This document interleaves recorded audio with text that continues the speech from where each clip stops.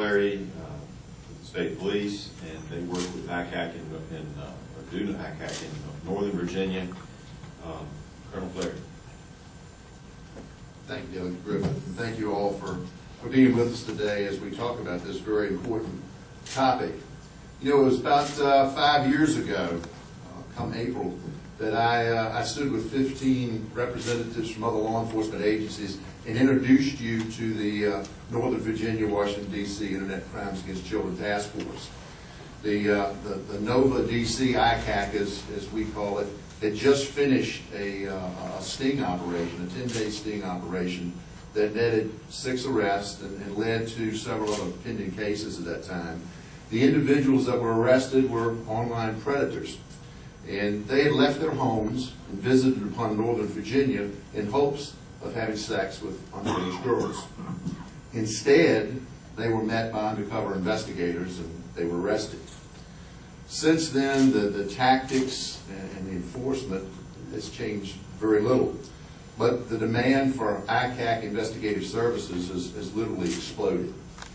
Today, the Northern Virginia DC ICAC has 41 affiliates, local, state, and federal agencies that participate. We're housed at the U.S. Immigration and Customs Facility in Fairfax County, and that's a critical partnership for us because they lend technical support, plus they collaborate with us on complex cases. At that press conference back in 2005, I told you that we had trained 37 public safety professionals to do these online investigations. Just last year, through the Northern Virginia DC ICAC, we trained more than 400. We funded the training for an additional 112 because this type of work in this high-tech arena, it's very important, the training piece of that. With MySpace, Facebook, texting, Twitter, all being really second nature to our youth today, it really gives predators greater access to their prey. And sadly, these online predators realize that, and they take every advantage of it and full advantage of it to do their work. The Northern Virginia ICAC in 2009 answered 628 complaints. They handled 304 cyber tips from the NCMEC, the National Center for Missing and Exploited Children. Task force investigators prepared and served over 600 court documents, court orders, subpoenas, search warrants. And in support, further support of this online investigative effort, we've provided an office space for the analysts and the technicians that do the evidence gathering piece so that the computer evidence recovery unit in Richmond is not overburdened and we can better support the ICAC there. The fact that our agents are out there online looking for predators is not at all a secret.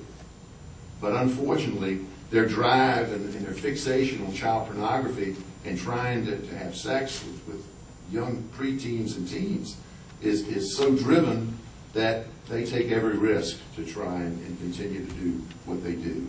Last fall, we had an individual who came from, after a 3-day bus ride, I'll remind you, he came from Arizona to Chesapeake, Virginia. He lived in a tent. And he was here to meet a 13-year-old girl that he had met online for the purpose of having sex. Fortunately, this young lady's parents had found out about this meeting, had called us, and along with the Chesapeake Police Department, we were able to interdict him.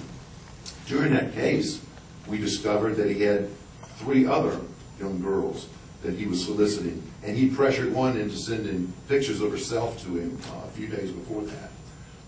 This is the very type of individual that the ICACs were created to detect, deter, and apprehend.